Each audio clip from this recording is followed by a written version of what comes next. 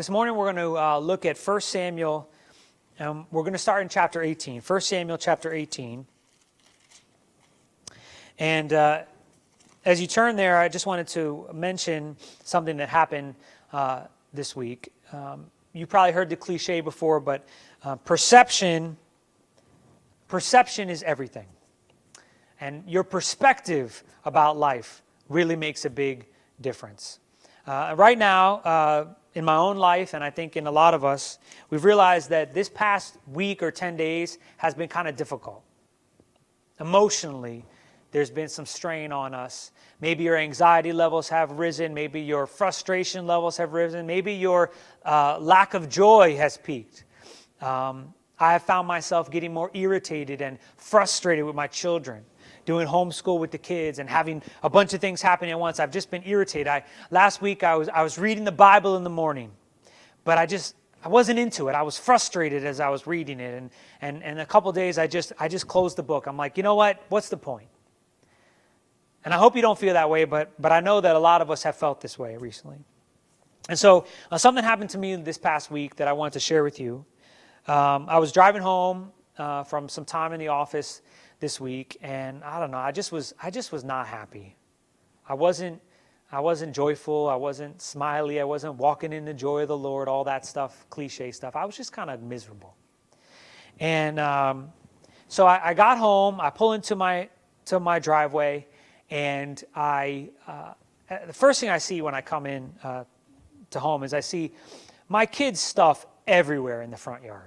Their scooters, their bikes.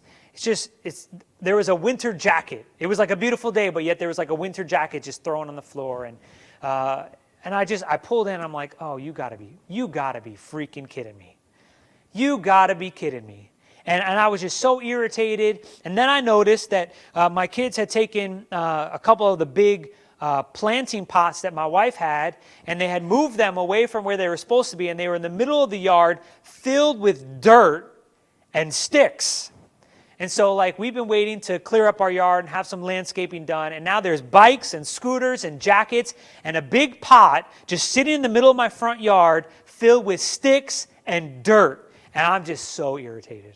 I'm so irritated, and I am getting out of my car, ready to come into the house, and the first thing I'm going to say when I get home is, "Who left their stuff out?" Which is a great way to welcome your family after you haven't seen them for a couple of hours. I'm sure that's never happened to anyone else. And so I'm so irritated. I'm walking towards my front step, and I get to the front steps, and I look that in the front of our house is totally clean. It's totally cleared out. There's a flower bed there. There's a bush and a shrub. And when I had left that morning, it was filled with leaves and filled with branches and sticks, but it was totally cleared out. And what I realized was the reason why there was a thing of sticks and dirt towards the front of the yard is that my children, with their free time in the afternoon, had raked and cleaned up the front of the house without being asked, just to bless Jess and I. And I hit that first step about to go into my house filled with conviction. I felt like such a jerk. Here I was all pissy and ticked off and grumbly and stuff like that. And all of the mess that I saw was really my children doing something so sweet and so loving and so kind to bless me. Sometimes I have the wrong perspective on things. I'm quick to look at what I don't like and let that be my focus. And I'm missing that something good was happening. Something good was happening, but there was a mess involved with the good coming. So I prayed that God would forgive me for that. My kids don't know that I felt that way until right now. Don't tell them I said that. King David, is one of the most important figures in biblical history. He's a hero. Some of the greatest stories in Scripture involve King David. He was anointed as a young boy to be the king. And then, of course, the most famous story of David and who? Goliath, right? David, the shepherd boy, killing the giant. And so this record in 1 Samuel 18 happens right after Goliath is killed. And we'll look at verse 1. Now it came about when he had finished speaking to Saul that the soul of Jonathan, Saul's son, was knit to the soul of David, and Jonathan loved him as himself. Saul took David that day and did not let him return to his father's house. Then Jonathan made a covenant with David because he loved him as himself. Jonathan stripped himself of the robe that was on him and gave it to David with his armor, including his sword and his bow and his belt. So David went out wherever Saul sent him and prospered, and Saul set him, David, over the men of war. And it was pleasing in the sight of all the people and also in the sight of Saul's servants. So right after David kills Goliath, his life changes. He's this young shepherd boy, and now he is the best friend of the prince of the whole kingdom, and he is put in charge of Saul's army. This is David. David now is going to live in the palace rather than going home. It says that Saul took him and did not let him return to his father's house. He becomes Saul's personal aide. So this is a big deal. This is a good thing. He's prospering, it says. Look at verse 6. It happened as they were coming, when David returned from killing the Philistine, that the women came out of all the cities of Israel, singing and dancing to meet King Saul with tambourines, with joy, and with musical instruments. The women sang as they played, and they said, Saul has slain his thousands, and David his 10,000s. And so David's walking back towards the city where Saul lives, and all the ladies come out, and they're like, hey, David, it's your birthday. I hope you're laughing at home. They take out tambourines, and they're singing a song about David. It's about Saul, but it's about David. Saul has slain his thousands, David his 10,000. This becomes like his theme song. When David comes into the city, they start playing his song. It's awesome. Awesome. So I'm sure David, maybe awkward at first, but I'm sure he felt really good about this. He's a celebrity. He's a military hero, and God is prospering him. The sun is shining, and music was in the air, and it's his song. But then, soon after this, things begin to change. Look at verse 8. Then Saul, remember the song was about Saul, but it was really about David. Saul killed 1,000, but David 10,000, right? Sort of like a slight on Saul in a way. Saul became very angry for this saying, displeased him, and he said, they have ascribed to David 10,000s. But to me they have ascribed thousands. Now what more can he have but the kingdom? And so Saul looked at David with suspicion from that day on. So Saul's perspective began to change about David. He wasn't looking at him as this great man that had just delivered Israel from the Philistines, but now he's jealous and he's suspicious. Verse 10. Now it came about the next day that an evil spirit from God came mightily upon Saul, and he raved in the midst of the house, while David was playing the harp with his hand as usual, and a spear was in Saul's hand. Saul hurled the spear, for he thought, I will pin David to the wall. But David escaped from his presence twice. That's a change, right? Coming into the city, being cheered, sitting there, minding your own business, and a spear flies towards your head. Verse 12. Now Saul was afraid of David, for the Lord was with him, but he had departed from Saul. Therefore Saul removed him from his presence and appointed him as commander of 1,000, and he went out and came in before the people. David was prospering in all his ways, for the Lord was with him. When Saul saw that he was prospering greatly, he dreaded him. But all Israel and Judah loved David, and he went out and came in before them. So David's on the top of the world. He's happy, things are good, he's prospering, God's with him. But then things begin to change as Saul, the king, now becomes his enemy. He threw a spear at him twice, sends him away from him to go to battle, but God's still with him. The people still love him, but there's this conflict that is brewing between him and Saul. Go to chapter 19 and look at verse 8. When there was war again, David went out and fought with the Philistines and defeated them with great slaughter, so that they fled before him. Now, there was an evil spirit from the Lord on Saul as he was sitting in the house with his spear in his hand, and David was playing the harp with his hand. And Saul tried to pin David to the wall with the spear, but he slipped away out of Saul's presence so that he stuck the spear into the wall, and David fled and escaped that night. So Saul does it again. Right? Imagine Bradley playing the piano. I'm a little irritated with him. And so while he's playing and worshiping, I'm over here with a spear and I throw it towards his head. I mean, that's a legit threat. We're not talking about Nerf guns here. We're talking about an instrument of war. And David now flees Saul's presence. And it says, verse 11, then Saul sent messengers to David's house to watch him, in order to put him to death in the morning. So he runs home thinking that he'll be safe there. He's not in Saul's presence. And Saul sends some spies to watch him in his house.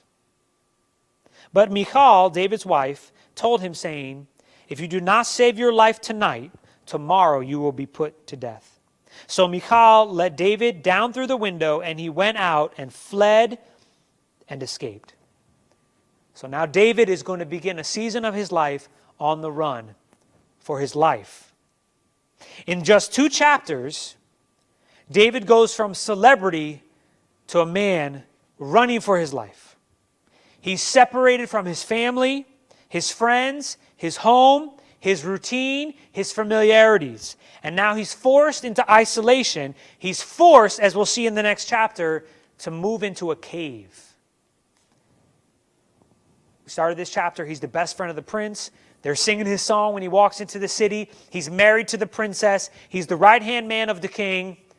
And now he's running, afraid for his life. And look at chapter 22.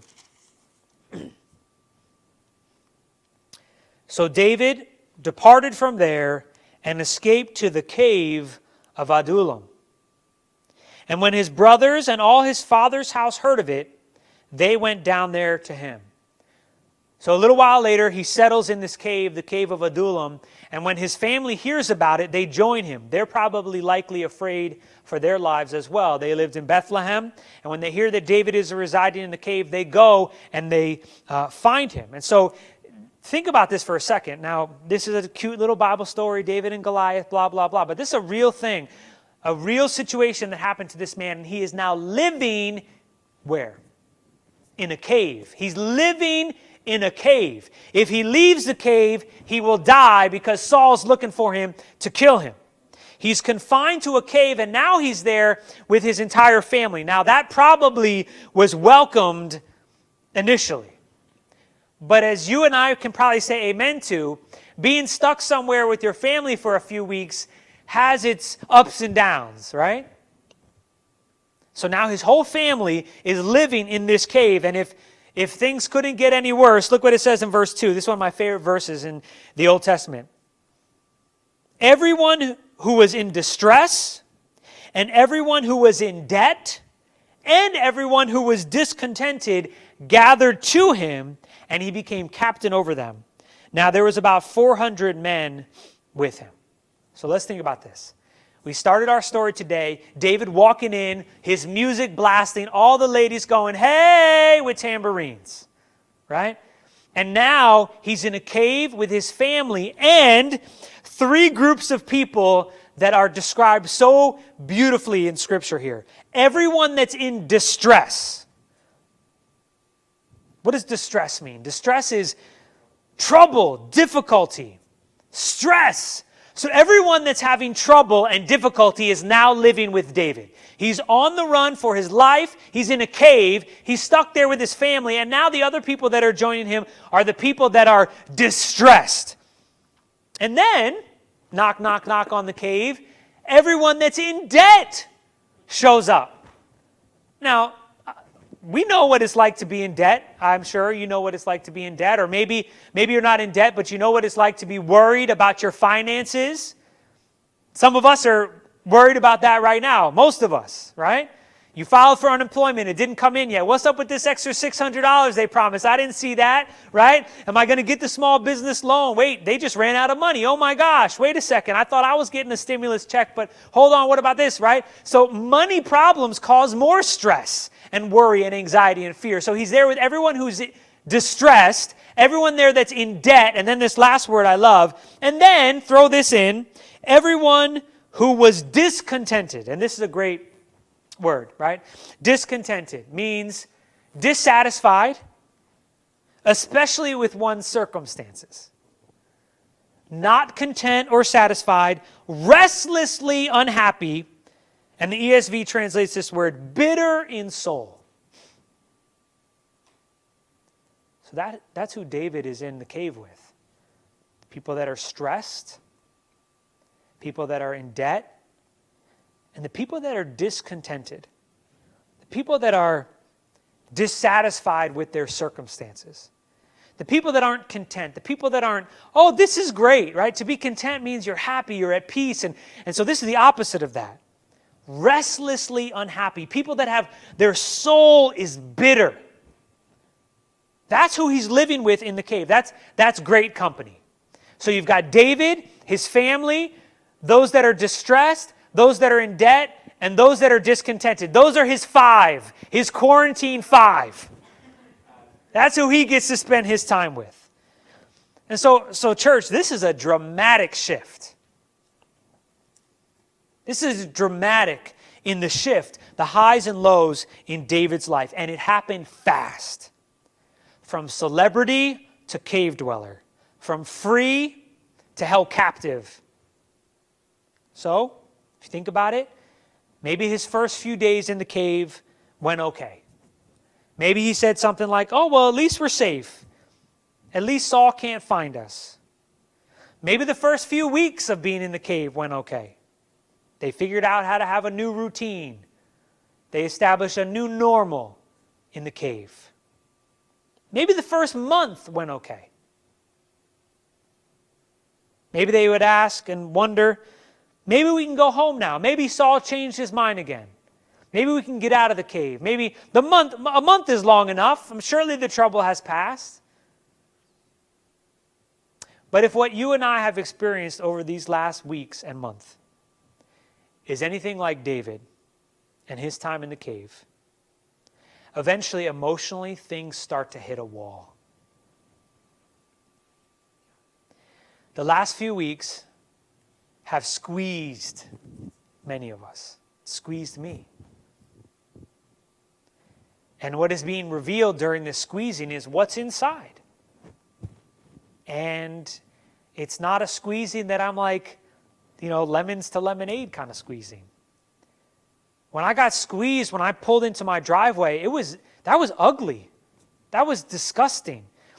My frustrations reading the Bible in the morning, because I'm just like, whatever, like, what's this all about? Why are people inviting me to this plan? Blah, blah.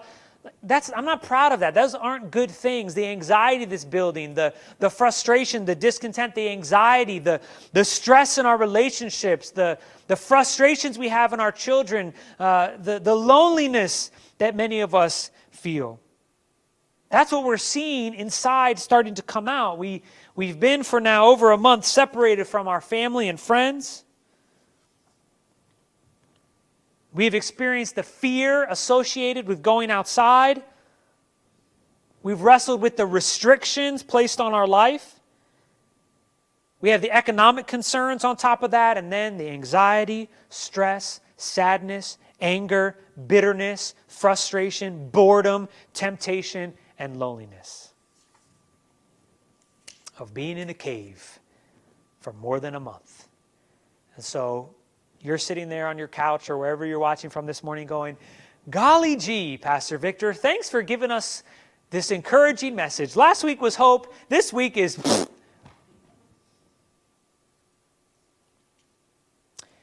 But the reason why it's important for us to look at this morning is because although the time in the cave is very difficult, it can also be very good. When you and I are pressed, who we are on the inside can be revealed. And these are moments in our lives where who we are at our core can be shaped. There are some lessons that you only learn in the cave.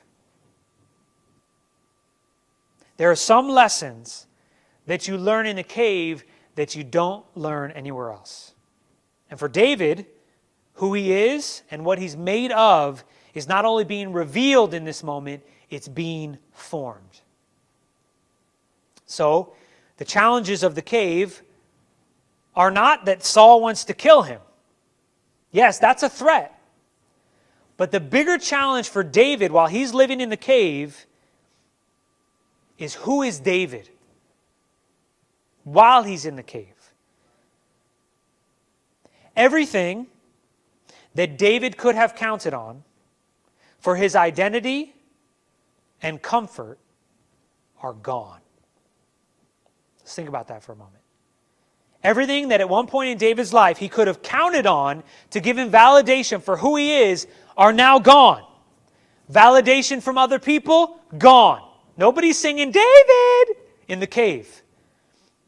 Any validation that he could have gotten from his vocation, gone. He's not a harp player anymore. He's not a soldier anymore. He's not a shepherd anymore. Any validation that he could have gotten from his status, gone.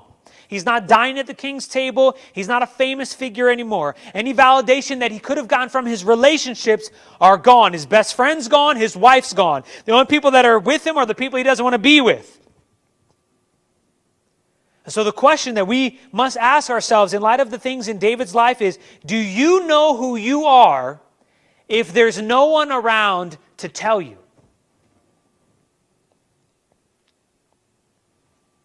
The things that David used to be able to look at in his life, to know who he was, to know that he mattered, are gone.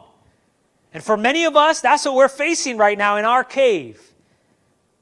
Do you know who you are, even if those things that normally tell you are gone? For many of us, how we feel affects our sense of who we are. For many of us, what we do affects our sense of who we are. And we're in a moment right now where we can't do the things that give us confidence in who we are.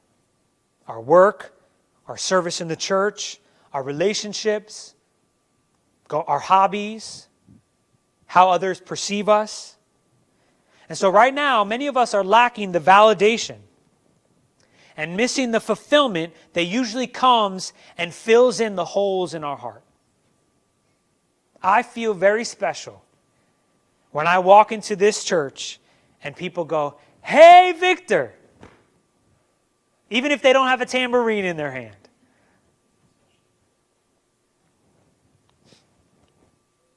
That's gone. You may feel loved or needed when you're with your grandchildren. You feel like you're doing something for God when you serve in the church. You feel like you're a man when you can go to work and provide for your family. You feel like a good mom when you have the house clean and food perfectly laid out on the table. You feel happy when you're with this person. And you're not happy when you have to be with that person.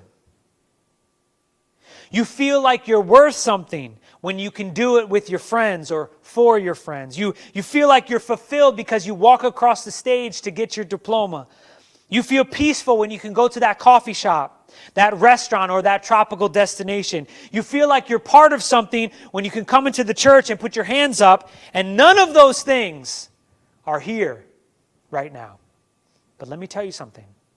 None of those things really determine who you are anyway. And if they have, you've been trusting in faulty things. Good things, but faulty things. Because they're gone and they're messing with us. And because they're gone, the stability from our heart is gone. And so this time for David and for us in the cave, here's what it's doing. I hope you hear this morning. Our time in our quarantine cave is revealing a place in our hearts, in my heart, that I have used you or a job or a relationship or a hobby to fill the place that only God can fill. Now we know that big picture. There's a hole in our heart only God can fill. And we filled up most of the places in our heart, most of us as Christians. But there's still places that God hasn't satisfied and fulfilled. And that's why we're as frantic as we are in this moment. And my proposition this morning is that we look at that as a good thing. Because sometimes when there's a little bit of mess involved, something good is happening. So you know what David does? What he's maybe forced to do? He cries out to God. And so we have this psalm in Psalm 142. And it says this. I'm going to read from the New Living Translation. You can follow along on the screen. Psalm 142 is a psalm of David regarding his experience where? In the cave. David wrote Psalm 142 at this moment in his life. He was in the cave, and this is what he prayed. This is what he said. I cry out to the Lord. I plead for the Lord's mercy. I pour out my complaints before him and tell him all my troubles. When I am overwhelmed, you alone know the way I should turn. Oh, church, that's our prayer right there. David goes to God not because he's got it all figured out, not because he's doing great and thriving, but he needs help. I cry out to the Lord and I plead for his mercy. It says he pours out his complaint and tells him all his troubles. You're feeling pressed? You've got things to complain about? Don't post on Facebook. Cry out to the Lord on your knees. Say, God, I'm broken. God, I'm angry. God, I'm hurting. God, I'm hateful. I'm frustrated. I don't know what to do. That's the prayer of the cave. When you are overwhelmed, He alone is the one who knows the way you should turn. He can handle your honest and broken prayers. David continues and says this. He says, wherever I go, my enemies have set traps for me. I look for someone to come and help me, but no one gives me a passing thought. No one will help me. No one cares a bit what happens to me. So David is in the cave with all these crummy people. They're not helping him at all. And the things that he used to go to make him feel better, playing the harp, going into the battle, seeing his wife, they're gone. He looks around for those things which used to give him the fulfillment and the joy and the satisfaction and the love, and they're not there anymore. He feels like no one cares a bit what happens to him. You know, this week I was really troubled by something, and so I was driving and I said, I'm going to call Russ. Because I know if I call Russ, he'll pray for me. I can complain to him and he'll, help me, point me in the right direction, right? And I called Russ, and you know what? It went to voicemail, and his voicemail box was full. And so I thought as I hung up, gee, maybe that was a sign that I didn't have someone I could turn to right then, and I needed to go to God, the place I hadn't gone with my complaint. Knowing that no one else could help him in his cave, David confesses that God is the only place for him to go. And he says this in verse 5. Then I pray to you, O Lord, and I say, you are my place of refuge. You are all I really want in life. Oh, God. He's come to the end of his rope. The things that have filled him before are gone. They're not there. His heart is porous. And so he goes to his God and said, you are my place of refuge. You are all I really want in life. And so think about what he just said. God is his place of refuge. The safe place he can hide is not the cave. It's in God.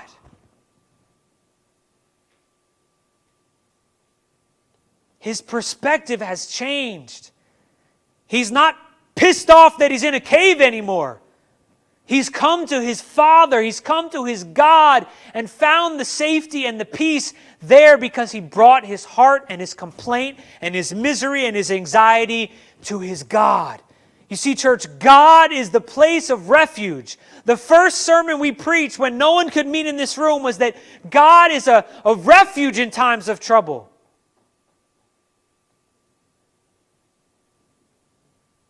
In the cave, he found the real place of safety. And he concluded his prayer like this: "Hear my cry, for I am very low. Rescue me from my persecutors, for they are too strong for me. Bring me out of this prison so that I can thank you.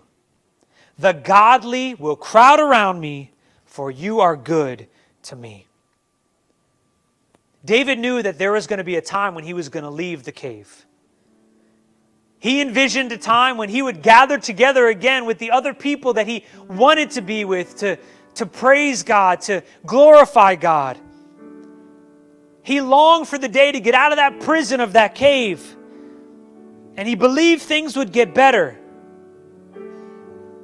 But he wasn't in a rush to leave because he knew God was doing something in the cave that he couldn't do and that he didn't do when he wasn't there. So, church, we're going to get out of our confinement and our quarantine, and I pray that it will be soon. But who are you going to be when it's over? Yes, we're going to have sighs of relief. We're going to say, whew, I'm done with that. I just want to go out to eat. We're going to say, yes, I'm done with that. I can't wait to hug and embrace each other. And we'll get there.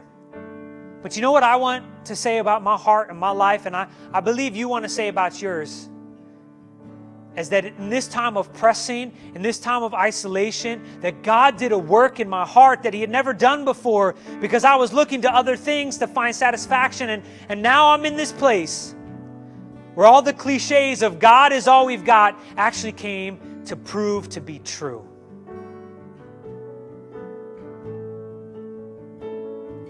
Who did David become? Because he went to the cave. He became the man that God had called him to be.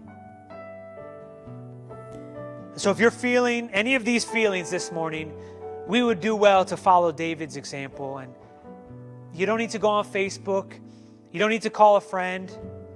You might just need to get down on your knees, and you might need to say, God, I've got nothing else to turn to right now. I feel broken. I'm angry. I'm frustrated. I don't like the things that are in my heart. I feel like I'm unlovable. I feel like I'm not worthy. I feel like people aren't appreciating me. And so, God, I'm looking to you. I need you to be the strength of my heart, God. And while I am in my house, while I'm in my apartment, while I'm in this cave, God, will you show me truly that you are all I need? That you are all I need.